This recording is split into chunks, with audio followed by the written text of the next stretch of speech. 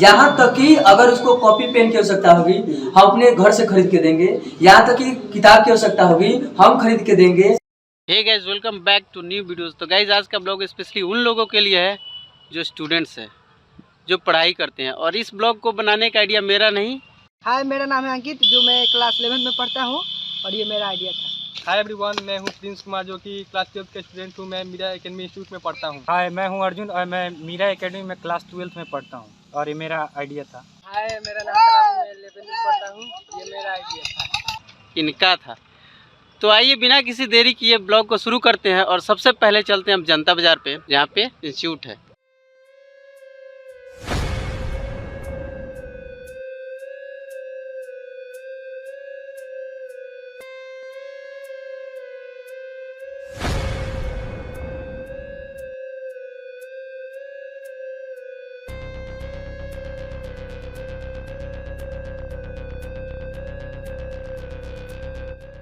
तो गाइस, अभी मैं पहुंच गया हूं जनता बाजार।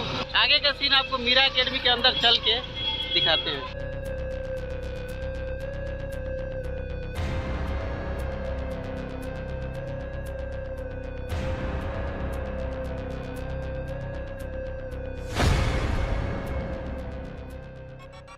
तो अभी देख सकते हैं कि मैं पहुंच गया हूँ मीरा एकेडमी जो इंस्टीट्यूट है उसके अंदर। और इधर देख सकते हैं कि जो मीरा एकेडमी के टीचर हैं वो डिजिटल बोर्ड पे पढ़ा रहे हैं। और डिजिटल बोर्ड के बारे में बाकी डिटेल्स में जानने के लिए इस इंस्टीट्यूट के डायरेक्टर हैं, उनसे बातचीत करेंगे। मैं मीरा एकेडमी इंस्टीट्यूट के अंदर हूं और यहाँ पे बहुत सारे स्टूडेंट्स हैं जो पढ़ाई करते हैं यहाँ पे। आइए इनसे कुछ पूछताछ करते हैं, कुछ जानकारी लेते हैं। मेरा नाम अमन कुमार मिश्रा है। मैं कक्षा 11वीं का छात्र हूँ। जब हम पहले व्हाइट बोर्ड पर पढ़ते थे, उस पर अगर लाइट चली जाती तो पीछे वाले बच्चों को देखने में भी तकलीफ होती थी। लेकिन जो अपना डिजिटल बोर्ड है, इसके अंदर पहले से भी लाइट की व्यवस्था है। जैसे ये बोर्ड चालू होता है, उसके अंदर लाइट, स्क्रीन पे लाइट आ जाता है। तो जो भी बच्चे कितने भी पीछे बैठे हों, उनको तकलीफ नहीं होती है कोई भी सवाल देखने में, चाहे कोई भी उत्तर देखने में। लेकिन डिजिटल बोर्ड का एक दिक्कत है कि मान लीजिए यहाँ पे परमानेंट लाइट नहीं रहती है। कभी कभी मान लीजिए आप पढ़ाई कर रहे हैं, कांस्टेंट होकर पढ़ाई कर रहे हैं और अचानक से लाइट चली गई। जी सर, थोड़ा खराब तो लगता है, लेकिन सर है हमारे, व्यवस्था करेंगे आगे। आगे इसके लिए इन्वर्टर वगैरह का व्यवस्था होगा। अभी के समय में अगर लाइट चली जाती है, हम लोग तुरंत घूम के उस बोर्ड पे पढ़ाई चालू कर देते हैं। अच्छा, वो सामने वाले बोर्ड पे पढ़ाई में कोई बाधा नहीं आने देते हैं अपने। मेरा नाम प्रवीण कुमार है, 11वीं का छात्र हूँ। सर, मैं बताना चाहता हूँ कि डिजिटल बोर्ड पे हम लोग जो भी पढ़ते हैं वो प्रैक्टिकली समझ पाते हैं। ठीक। कोई भी सॉल्यूशन होता है हम लोग प्रैक्टिकली उसको देख के समझ पाते हैं। व्हाइट बोर्ड पर ऐसा नहीं हो पाता था। अच्छा, एक और चीज़ बताइए कि कहीं ऐसा तो नहीं कि जो डिजिटल बोर्ड पे पढ़ाया जा रहा है हाँ, उसके लिए आपके पॉकेट से पैसा लगा हो? नहीं सर, ये हम लोग का सब व्यवस्था सर ही किए हैं और उनके ही पॉकेट से सब पैसे लगे हैं। फी कितना लगता है? मंथली फी कितना लगता है क्लास 12 के लिए? मेरा नाम नूरसावा खातून है, मैं क्लास 12 की छात्र हूँ। इस डिजिटल बोर्ड पर किसी भी क्वेश्चन को आसानी पूर्वक चित्र के साथ हम लोग सॉल्व कर सकते हैं। देखिए, चित्र तो आप व्हाइट बोर्ड पे भी सर बनाते होंगे, जब पढ़ाते होंगे तो उस पे भी बनाते होंगे। हाँ सर, बनाते होंगे, लेकिन व्हाइट बोर्ड से ज़्यादा इस डिजिटल बोर्ड पर हम लोगों को अच्छी तरह से समझ में आती है। तो अभी आप देख सकते हैं कि मीरा एकेडमी के डायरेक्टर मिस्टर जय कुमार सर हमारे साथ मौजूद है और इनसे खास बातचीत करेंगे। सर, सबसे पहले तो हमारे चैनल पे आपका स्वागत है और बहुत अच्छा लगा कि छपरा जिला का पहला ऐसा इंस्टीट्यूट है जहाँ पे आप डिजिटल बोर्ड पे बच्चों को पढ़ाते हैं। सबसे पहले ये बताइए कि आप पहले व्हाइट बोर्ड पे पढ़ाते थे, उसके बाद आप डिजिटल बोर्ड पे शिफ्ट हुए। डिजिटल बोर्ड को खरीदने में ज़्यादा पैसा लगता है, तो ऐसा तो नहीं कहीं आपने जो भी आपके यहाँ स्टूडेंट्स पढ़ते हैं उनसे आपने बोला कि आप लोग थोड़े थोड़े पैसे दीजिए और डिजिटल बोर्ड पे शिफ्ट हुआ जाए हम लोग पढ़ाई करने के लिए? सबसे पहले तो मैं आपके चैनल के सभी दर्शकों को मेरे तरफ से नमस्कार है। और ये आपकी जो क्वेश्चन है ये बहुत अच्छी क्वेश्चन है। मैं आपके हर एक क्वेश्चन का जवाब देने के लिए तैयार हूँ। डिजिटल बोर्ड और ये स्मार्ट बोर्ड में हमको फर्क यही सा मिला कि स्मार्ट बोर्ड पे जो टाइम का किलिंग हो रहा था, क्योंकि सारे लोग ये बताते हैं कि 45 मिनट की जो टाइम होती है वो अच्छी होती है, लेकिन हमको लग रहा है कि 45 मिनट में वो जो फिगर बनाने वाले मामला होते हैं या किसी चीज़ को और जो है दिखाने में, उसमें बहुत ज़्यादा समय ख़त्म होने लगते हैं। नतीजा ये होता है कि आदमी बच्चे को कम पढ़ा पाते हैं और थोड़े थोड़े जो है करके और बच्चों को यहाँ से छुट्टी करना पड़ता है। हम ये देखें कि अगर थोड़ी सी हम अपने ऊपर परेशानी ले लेते हैं और हम अपने बच्चों को अच्छी सुविधा देते हैं तो हो सकता है कि बच्चा फ्यूचर में जो है आगे कुछ कर जाए, इसीलिए हमने व्हाइट बोर्ड को हटा करके और डिजिटल बोर्ड लगाने की जो फैसला किया। बहुत सारे ऐसे इंस्टीट्यूट में देखा जाता है कि दिखावा बहुत चीज होता है, तो ऐसा भी हो सकता है कि कहीं आपने दिखावे के लिए डिजिटल बोर्ड लिया जिससे लोगों को या स्टूडेंट्स को मालूम चले और स्टूडेंट्स आपके पास, हाँ वहाँ पे डिजिटल बोर्ड पे पढ़ाया जा रहा है और आपके पास स्टूडेंट्स ज़्यादा आ जाए।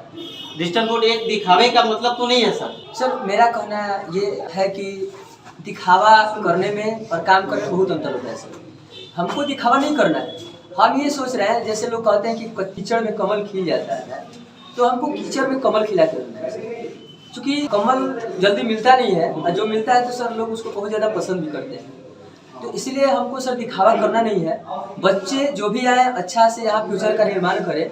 और ख़ास बात सर ये है कि जनता दल किसी दूसरे नाम से प्रसिद्ध है सर, हम सोचते हैं कि उस नाम को हटा करके और इस नाम से प्रसिद्ध किया जाए, ताकि ये लोग कहें कि चलिए कीचड़ में कमल खिल चुका है, और ये मेरा प्रयास है सर। डिजिटल बोर्ड आपने खरीदा, इसमें कॉस्टिंग करीब करीब ₹1.5 लाख रुपए के आसपास आया होगा, ठीक है। इतना बजट तो एक छोटे से इंस्टीट्यूट के लिए फंडिंग का दिक्कत होता होगा, तो हो सकता है कि कहीं आपने लोन वगैरह लिया होगा इसके लिए या फिर ऐसे। सर इसकी जहाँ तक बातें हैं, छोटी सी इंस्टीट्यूट के लिए इतनी बड़ी काम, पहली तो बात यह है सर कि हमारे साथ जो भी हमारे मित्र हैं, भाई हैं, या हमारे जो भी हेल्पिंग करने वाले हमारे बड़े भाई हैं, वो सारे लोग का हेल्प है। और ये कहा जाता है सर कि अगर किसी भी काम को करना होता है तो बहुत सारे लोगों का एकजुट होना बहुत ज़रूरी चीज़ होता है। अगर मान लेते कि ये 5 उंगली है, 5 उंगली मिल जाए तो एक बहुत बड़ी मुट्ठी बन जाती है।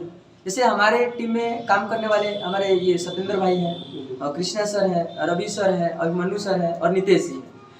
हम इन लोगों से बहुत सारी चर्चा की है और बातें की है। हम कहें कि सर ऐसा ऐसा बात है, वो लोग बताए कि चलिए ठीक है आप काम कीजिए, हम इसके लिए जो है जागरूक हैं। और इन लोगों से बात करने के बाद कुछ इन लोगों का सहयोग रहा, कुछ अपने पास, और किसी से लेन देन करके ये सारा काम किया।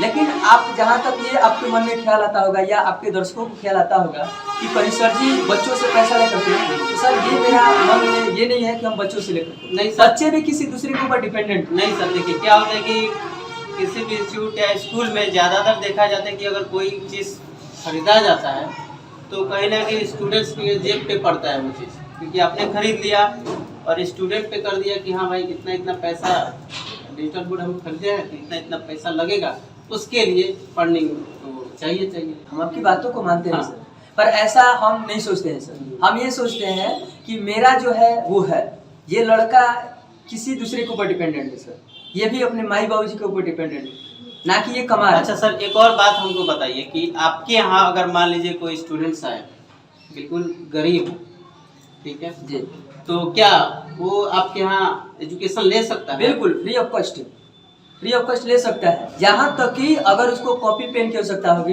हम अपने घर से खरीद के देंगे, यहाँ तक कि किताब की आवश्यकता होगी हम खरीद के देंगे सर। अगर उसका एडमिशन नहीं हो पा रहा है, पैसा नहीं है, तो हम ये सारा व्यवस्था करने के लिए तैयार हैं। सर ऐसा कहने के लिए होता है, लेकिन रियल में आपके यहाँ होगा क्या ये चीज़? जी बिल्कुल होगा। इस चैनल के माध्यम से हमारे जो दर्शक वीडियो देख कर आते हैं तो उसके लिए क्या फी में डिस्काउंट वगैरह कितना कर पाएंगे आप? सर एक देखिए, पहले से इस मार्केट में ये फैल चुका है कि +2 के बच्चे हैं, इनसे 600 रुपया लेना है, 500 रुपया लेना है। सर एक तो लोग 600 और 500 रुपये भी लेते हैं, प्लस बच्चों को उतनी सुविधाएं नहीं दे पाते हैं। लेकिन हाँ सर ये ज़रूर है कि अगर मान लेते कि कोई आए और कहे कि हम इस चैनल के माध्यम से आए हैं, तो सर अब 400 रुपये हम फी लेते हैं, उसमें भी 6 स्टाफ रखना है सर, उसमें भी ये इतनी महंगी सारी व्यवस्थाओं को देना है। अगर उसमें कुछ लगता है कि हाँ हम उस लायक नहीं है, हम सक्षम नहीं है, तो थोड़ी सी इधर उधर की जा सकती है, लेकिन सर उतना जैसे कहा जाए नहीं सर, मतलब कुछ तो आपको डिस्काउंट देना होगा, क्योंकि वो वीडियो देख के आ रहा है आपके यहाँ, ठीक है, तो आपको कुछ तो डिस्काउंट सर रियायत करना पड़ेगा। जी बिल्कुल ऐसा हो सकता है। ठीक है, तो उम्मीद करते हैं कि ये वीडियो आपको काफ़ी इंफॉर्मेटिव लगी होगी और मिलते हैं किसी और धमाकेदार वीडियो में। तब तक के लिए बाय।